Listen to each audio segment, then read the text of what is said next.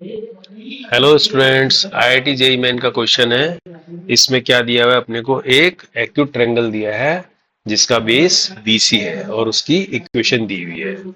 और उसके बाद बोल रहा है इस ट्रायंगल का ऑर्थो सेंटर और सरकम सेंटर हमको जो है दिया हुआ है कोऑर्डिनेट की फॉर्म में, ठीक है। और इस सर्किल का अपने को रेडियस निकालना है। सर्किल कैसा है, ये ट्रायंगल को सर्कमस्क्राइब कर रहा है। कहने का मतलब ट्रायंगल जो है सर्किल के अंदर है, ठीक है। तो इसका जो रेडियस है वो रूट एम अपॉन एन की फॉर्म में निकालना है ताकि हम किसकी वैल्यू निकाल पाए, एम प्लस एन की, ठीक है।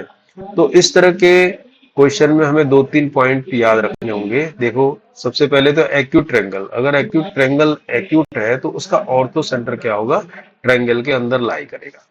ये तो हमें इंफॉर्मेशन मिली एक्यूट ट्रायंगल से। दूसरा पॉइंट क्या है, अगर सर्किल ने इसको ट्रायंगल को सर्कमस्क्राइब किया हुआ है तो इस सर्किल का जो सेंटर होगा वो क्या होगा, इस ट्रायंगल का सरकम सेंटर होगा। कहने का मतलब इस ट्रायंगल के अंदर जो सरकम सेंटर होगा वही इस सर्किल का रेडियस भी होगा। तीसरी और सबसे इंपॉर्टेंट बात, वो बात क्या है कि ऑर्थो सेंटर की जो इमेज होगी, यानी इस ट्रायंगल के अंदर जो ऑर्थो सेंटर बनता है उसकी जो इमेज होगी वो ट्रायंगल के किसी भी साइड में सरकमफ्रेंस पर बनेगी। यानी तीनों साइड में से किसी भी साइड में हमेशा सरकमफ्रेंस पर बनेगी। तो देखो, ये तीनों पॉइंट बड़े इंपॉर्टेंट पॉइंट है, मैं आपको लिख देता हूं, फ्यूचर में आपके काम भी आएंगे ये पॉइंट। देखो, पहला पॉइंट तो क्या है, लिख लेता हूं, in an acute triangle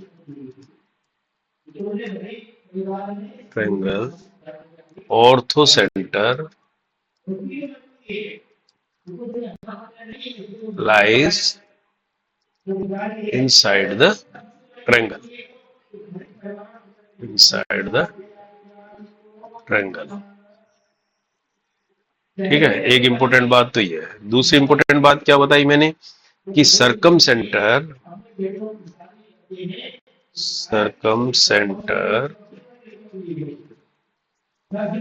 is the centre of circle. लेकिन कैसा सर्किल, ये सर्किल होगा कैसा, सरकम सर्किल,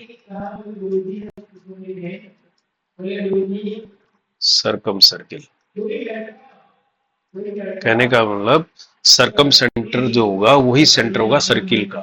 लेकिन सर्किल कैसा होना चाहिए, सरकम सर्किल। सरकम सर्किल मतलब जिसके अंदर ट्रायंगल हो, ठीक है, उसकी बात हो रही है। और तीसरा पॉइंट जो मैंने बताया था सबसे इंपॉर्टेंट है, the image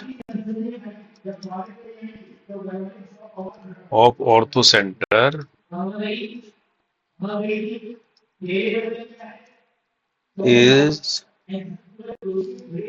in any side of the triangle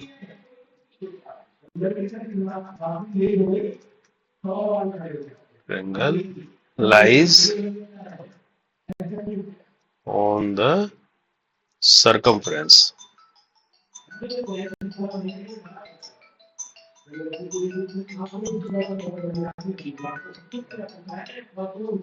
hence of circle,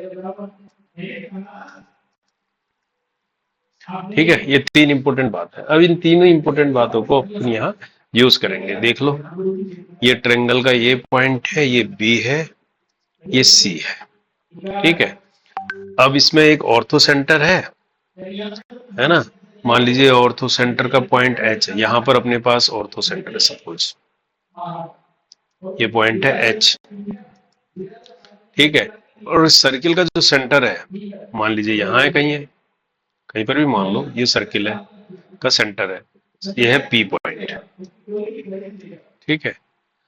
अब जो ऑर्थो सेंटर है इसके कोऑर्डिनेट अपने को दिए हुए हैं, क्या दिए हुए हैं, 1 2। तो इसके कोऑर्डिनेट दिए हैं 1 2, ठीक है, किसके, एच के कोऑर्डिनेट। और पी के कोऑर्डिनेट क्या दिए हुए हैं अपने को, 2 3, ये कोऑर्डिनेट दिए हुए हैं इसके, ठीक है। अब हम क्या बोल रहे हैं कि जो ऑर्थो सेंटर होता है वो ट्रायंगल के किसी भी साइड में उसकी इमेज कहाँ बनेगी, उसके सर्कमफ्रेंस पर बनेगी। तो हमारे पास बीसी साइड है, क्योंकि इसकी इक्वेशन दी हुई है इसने, ये क्या दी हुई है अपने को, 4x minus 3y plus 3 equal to 0। तो इस एच की इमेज इस के अलोंग, इस साइड के अलोंग कहाँ बनेगी, इसके ऊपर हमेशा सर्कमफ्रेंस बनेगी, मान ली यहां पर बनती है, तो ये क्या बनेगी इसकी एच डैश, एच डैश इसकी किसी इमेज बनी एच की, ठीक है, अकॉर्डिंग टू द प्रिंसिपल। अब मैंने क्या बोला कि ये जो सरकम सेंटर है ये हमेशा इस सर्किल का क्या होगा, सेंटर होगा।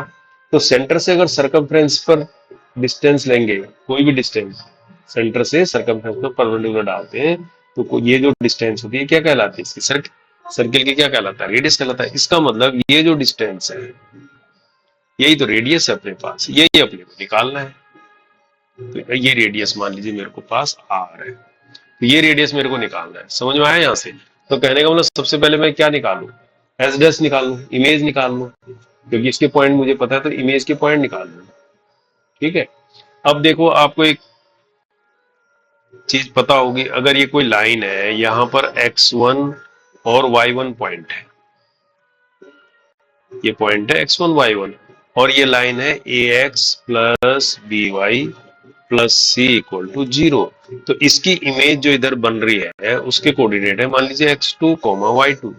तो हमारे पास क्या रिलेशन होता है, x2 minus x1 upon a और y2 minus y1 upon b equal to होता है -2 ax1 plus by1 plus c upon a square plus b square. ये होता है मिरर इमेज का फार्मूला, ठीक है। तो यहां से हम क्या निकाल सकते हैं, अपने कोऑर्डिनेट निकाल सकते हैं एच डैश के।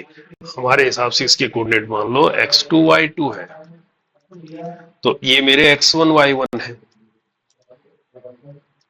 ठीक है, क्योंकि इसी की तो इमेज बनानी है। तो अब इस फार्मूले में अगर मैं रखता हूं तो सोल्व कर सकता हूं ना, तो x2 माइनस x1 हो गया 1 अपॉन ए मेरे केस में हो गया 4, है ना, इक्वल टू y2 मुझे निकालना है, और y1 कितना है 2 अपॉन b कितना है -3, और इसको -2 a कितना है 4, x1 कितना है 1, है ना, प्लस b कितना है -3, और y1 कितना है इंटू 2, प्लस सी कितना है +3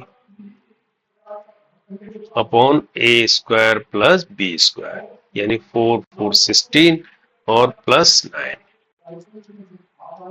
ठीक है। अब देखो मैं इस प्रिंसिपल को यूज करके x2 भी निकाल सकता हूँ और y2 भी निकाल सकता हूँ। तो अब सोल्व कर लेता हूँ। देखो x2 क्या निकलेगा, इसको और थोड़ा सोल्व कर दें, इसको सोल्व कर देते हैं यहाँ पर।